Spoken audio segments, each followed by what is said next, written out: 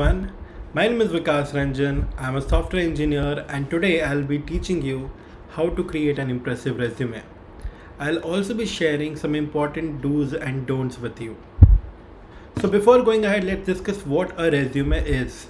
So a resume is a concise and informative summary of your abilities, your education, your experience, your skills, all of these things.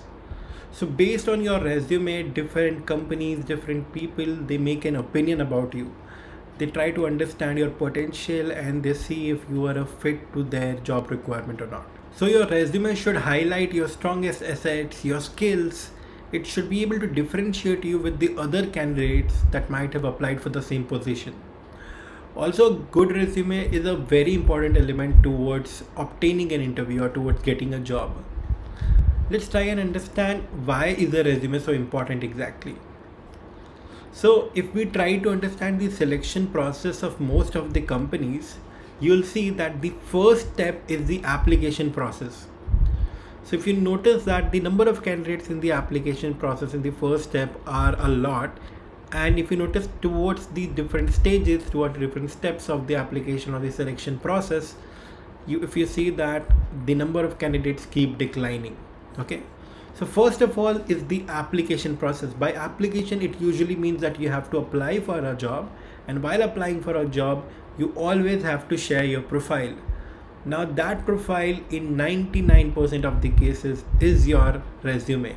Along with that, it can be your LinkedIn profile, your GitHub profile, but your resume is the most important, right? If you are in a tech job, then LinkedIn profile or your GitHub and HackerRank and Lead Code profiles could also make an important role, but resume is still the most important factor. Okay.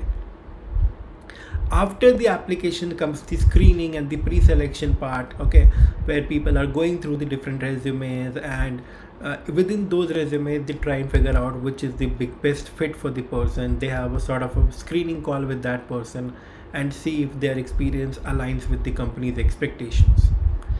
Once they see that, okay, the candidate aligns with the company's expectations, or this candidate skills are in line with what the company is looking for, then the company calls any candidate for an interview.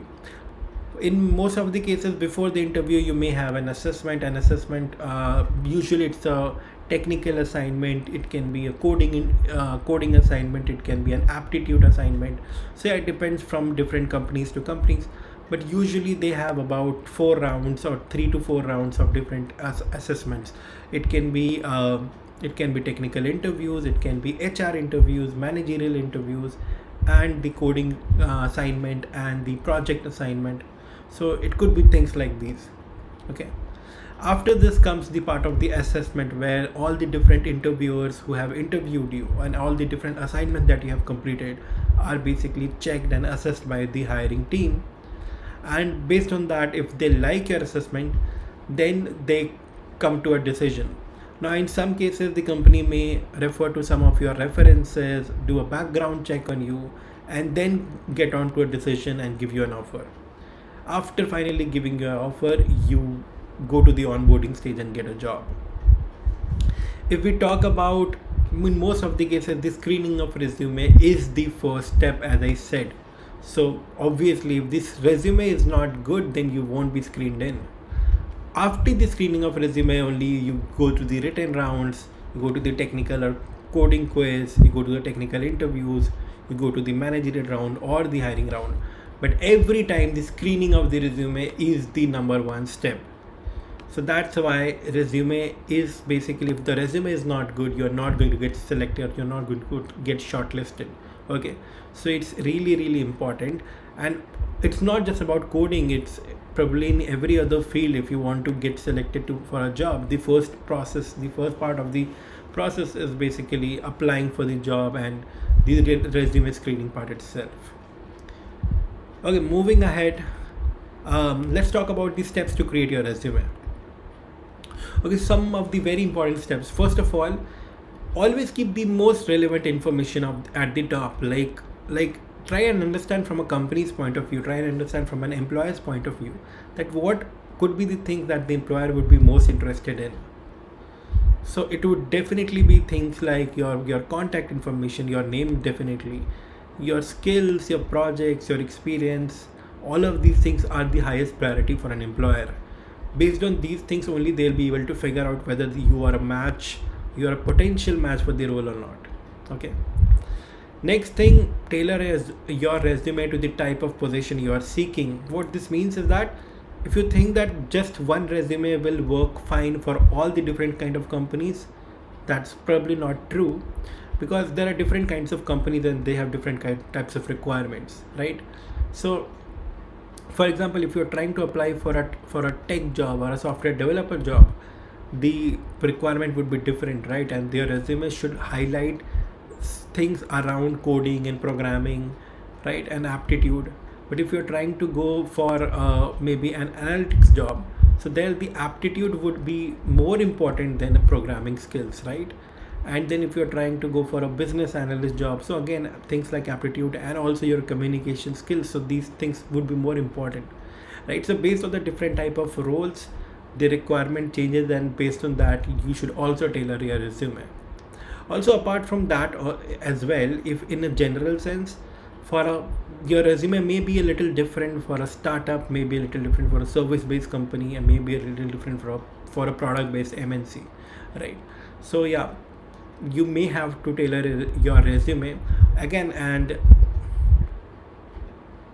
again, even if in the tech job, if you're going for a developer role, or if you're going for a automation testing role, or if you're going for a technical support role, or if you're going for a data scientist role, again you might have to do a few changes in your resume to try to highlight projects around that role.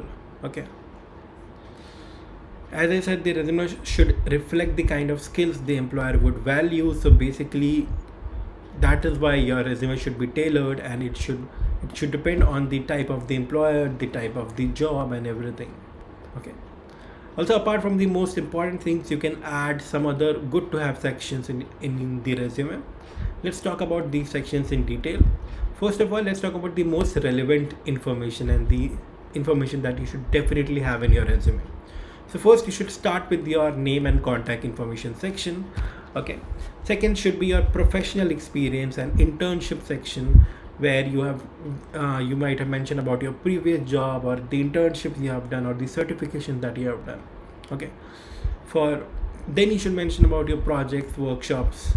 After that, you could mention about your skills, like maybe if you're applying for a coding job, then you should mention your technical skills, like the programming languages that you have used, okay, the database that you have used, whether you know data structures and algorithms or not, what are the other tools that you have used, what are the other frameworks that you have used. Okay. And then after this, you should talk about the education. So let me show you a very, very simple template over here. And if you see here, I've created this very, very simple template with, first of all, has my name and my contact information. In my contact information, I am mentioning my email, phone number, because that is how the companies can reach out to me. So this is extremely important. Don't forget to add them in your resume. Then I'm mentioning my GitHub profile. You can also mention your LinkedIn profile, your lead code and hackering profile over here. After the first section, the second section is the professional experience, the internship, or the certification section. So here, if you are a student of Geekster, you can just talk about your project that you did here, the full stack web development project, or the other course, the advanced course, or the Kickstarter course, whatever course you were there at Geekster, you could mention about that. So we have already created a template for all of you, where you could just where this information will be pre-filled. If you want, you can make slight tweaks here, or otherwise you can just let it the way it is. Okay. So this is the project. This is one of your important professional experience and internship that you have done. If by chance you have not done any professional experience or internship, then I would recommend that just remove the column. Okay. So just remove this column entirely if you have not done any such thing. Coming back, the next section is the project section. As I mentioned, so project, research papers, workshops, everything you can mention in this section. So again, here you might mention about the project that you have been doing at Geekster or any other platform. Apart from that, you can mention about your other projects that probably you might be doing at college, or you might be freelancing, or you might be doing from a self-motivation stuff, right? So any of your project that you have done in you could mention them here. While mentioning the project, try to highlight the project as much as possible. Try to add some bullet points, like what you did, what are the technologies that you use, what was your role in the project, what were some of the other projects, or whether it is, if it is live, then do mention the link also to see the demo of the project, or do mention the GitHub profile link where somebody could maybe check the source code of the project if it is allowed. Cool. So after mentioning about the project, the next section is the skills section. So notice that we have like highlighted the skills and categorized them in different categories.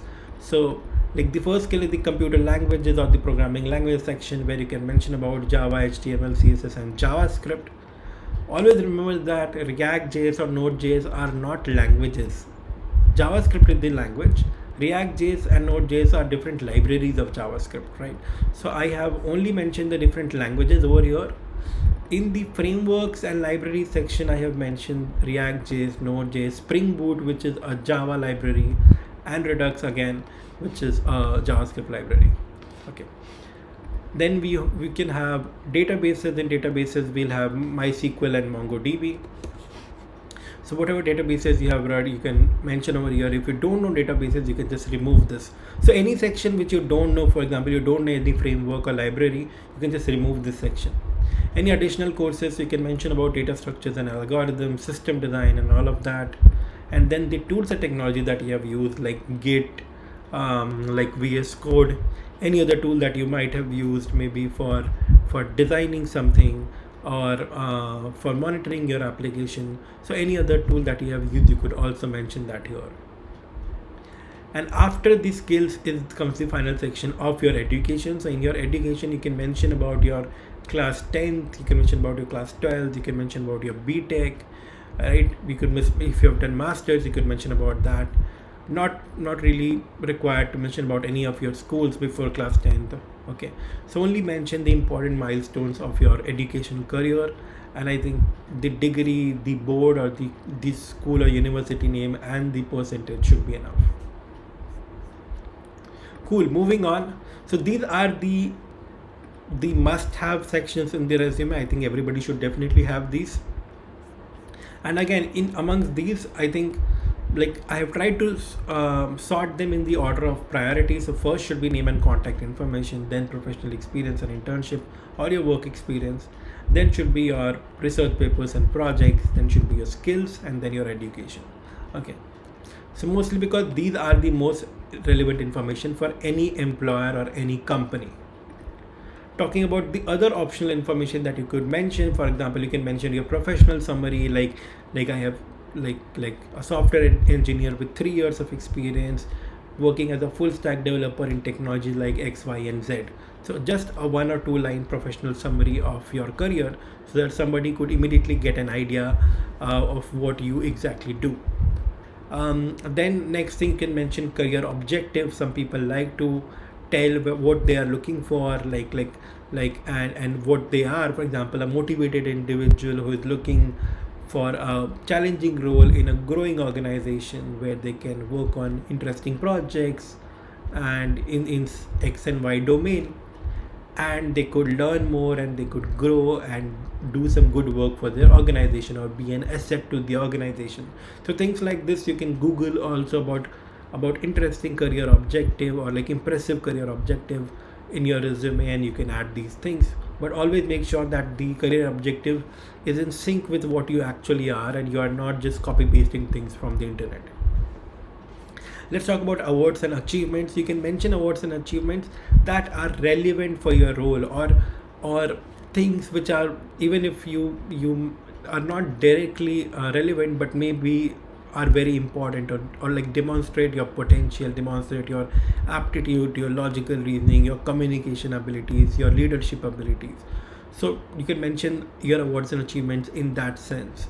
For example, if you are in a technical role, your awards and achievements from platforms like LeetCode, HackerRank, where you can participate in different coding competitions, right? And you can share that. honestly, I would not recommend adding a lot of things from your school or college if they are very very trivial, like people who mention that I came first in a sack race competition. Now, first of all, that's not at all relevant to the job, and second, I think it's a pretty trivial thing for most of the people, right? So maybe achievements like if you did well in a math or science olympiad, or for example, if you secured some position in the NTSE examinations, STSE examinations, or maybe if you won any inter school or maybe if you designed a robot in your, or maybe things like if you designed a robot or an interesting project in your career, you can maybe mention about that.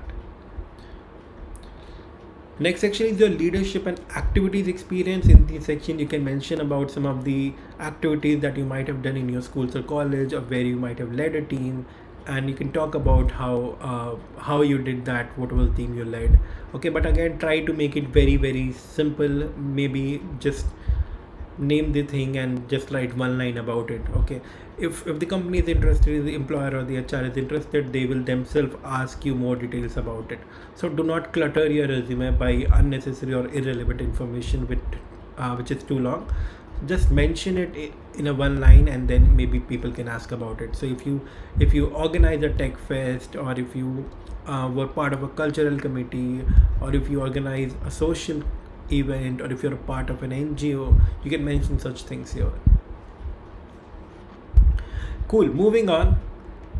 Another key point is that the resume language should be very very specific. It should not be a generic language. Like you should try and mention your project in detail and in absolute context. Like, don't say that I use high level programming languages. Just mention the exact programming language that you used. Okay, so try, whenever whatever terms you are using, try to make it them as specific as possible, so that they can demonstrate your skills and experience. The language should be active, not passive. Like, don't say that the project was made by me. Should made the project or did this. Okay, so it should be an active voice. It should be written to express what you have done and not to impress somebody. You should try to articulate and not sugarcoat your words, or not try to be very flowery, or not try to exaggerate what you have done. It should be pretty fact based. Like, you should try to quantify as much as possible. Like if you worked on a project where and you build a very scalable application, try to quantify it. Like, what was the transactions per second, what were the users that were using it, what was the DB size, what was the query size, and things like that. Okay, and try also, most of the times when somebody is reading your resume, they do not have so much time to actually go through everything in detail. So mostly people scan your resume quickly. So try that the language, the font, and everything is written in such a way that whoever is trying to scan it quickly should also get a good grasp of what you are. So try to create your resume in such a way that whoever is trying to read your resume and is scanning them quickly also get a good gist of who you are and what are your skills. Let's talk about some important do's and don'ts. So always be consistent in your format and content. Again, let's see the example here. So just see here, the spacing here in all the spacing, the font in all the headings of each section is very consistent all throughout. Okay, all the other things again is very consistent. The margin is consistent from the left, right. The bullet points margin are consistent. I'm using the same font throughout, right. I'm only changing the font size. Maybe since this is a text that I want to highlight, so I have given it a slightly higher font size compared to this. Okay, also I'm using a very very simple font size, nothing fancy, so that it can easily be understood by anyone. Okay, the font size again should be legible. It should not be like less than 10, 8 or 9. I would say definitely is not recommended. I think at least 10 you should definitely have, so because so that somebody could read it easily. Okay, don't think that you will decrease the font size and then accommodate more stuff here, so that's not a very good idea. Okay, again, things which have to be highlighted, you can make them bold, but You can, again, I want to highlight my GitHub account, so I have made it in italics. So some of these you can do, but don't do it much often. Also, don't capitalize things, don't write in capital letters, because that again creates a bad impression. Okay, so yeah, be consistent in the format and content, make it easy to read and follow, use consistent spacing and capitalization for emphasis. Okay, use simple fonts like Arial or Meriwether or Times New Roman, which are pretty simple. Okay, use hyperlinks directed to your LinkedIn, GitHub, and other professional handles if you have maintained it. Okay, so like if I'm not maintaining my GitHub now, there is no point to mention my GitHub profile link. Okay, moving on, whatever headings or experience you are listing, try to list them in the order of their importance. Okay, also mostly people mention this in a reverse chronological way, so your most recent experience should be highlighted first, then then the previous experience, and so on. The first experience or the oldest experience should be at the bottom. And after you have created your resume in a Word format or any other overleaf format, always convert it to a PDF first and then send it to somebody. So you should always send a PDF first, and make sure after converting to a PDF you go through it again and make sure that the formatting is still consistent. In some cases what happens is when you convert to a PDF, the formatting is disturbed a little, so make sure the formatting is consistent even after that. Some important don'ts that you should not do in your resume: ideally you should not put your photograph. That does not make sense. Like, the employer is not really interested in knowing how you look unless you are going for a modeling role, right? Avoid very colorful themes and background. Like even if you are using a colorful theme, it should barely be 2 colors, not a very colorful one like 3-4 colors. That does not make sense, right? Also, in most cases when you take a hard copy of your resume, it's mostly people do it in a black and white color, so even if you have multiple colors, that would make sense. So I think it should be a simple colorful theme, mostly maximum in 2 colors, right? Avoid personal details like address, gender, age, marital status. Avoid using abbreviations as much as possible, and don't use personal pronouns such as I. So don't write things like I created X and Y. Just write created X and Y, right? Because obviously if you are mentioning in your resume, it means that you have created it, right? So don't write I worked on XYZ, just write worked on XYZ, right? And yeah, things like address, gender, age, and marital status are not required. Again, the company or the employer does not have anything to do with your personal life. The main thing that they would want to know are your skills and your expertise, your experience. So that's what you should try to highlight. Okay, if they want to know about your personal life, they can ask such questions in the interviews, but usually people don't. Cool, let's move on. Let's talk about some of the common resume mistakes that people do. So the first mistake is a lot of spelling and grammatical errors. Now this should be avoided as much as possible. Grammatical errors should not be there. You just go through your resume, scan it properly, and after doing it, maybe get it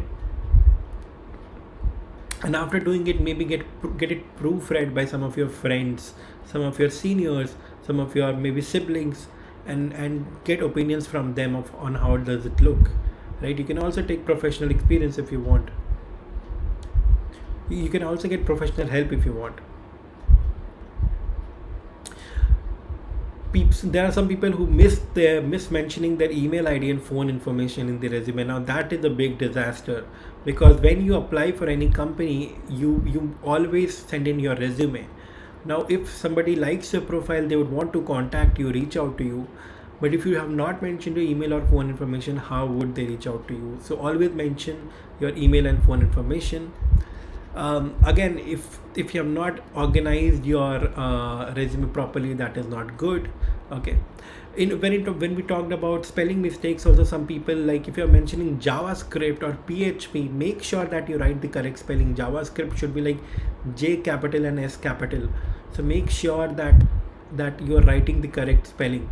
Okay, the fourth point is don't use weird email IDs like loverboy_suraj@hotmail.com, like these email IDs create a very, very bad impression about you. If you might have created like these email IDs, like you're applying for a job now, you're trying to be a working professional, you're trying to work in one of the corporate companies. So in that case, an email ID like this just shows a lot of immaturity in the person. Okay, so maybe if you have an email ID like this, immediately create a new professional email ID and then replace the new one with the existing one in your resume. Okay, as I have mentioned earlier, avoid writing irrelevant and trivial details in your resume, and don't make the resume too long. If you're a fresher, I think a 1-page resume is good enough. So 1.5 page if you have done significant projects.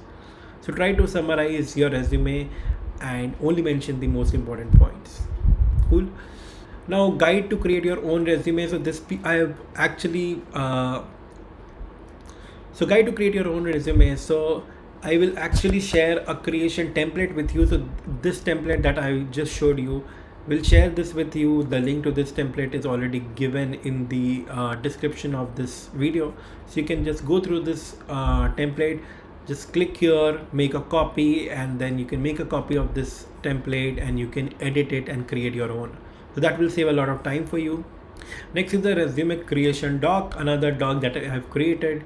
Okay, so this doc again mentions some important things like in projects you can use one big and two small projects, select a unique title, boldify the tech use. So there are some other tips that you can use, you can follow from here. Okay, so this again you can follow. I've shared the link of this document also in the description of this video. And the next is this PPT itself, like you can go through this PPT. So yeah, you can go through this PPT and you can follow this whenever you want. Cool, that's it from my side. I'll see you again in one of the next videos. Till then, take care and stay motivated and keep giving your 100%. Bye bye.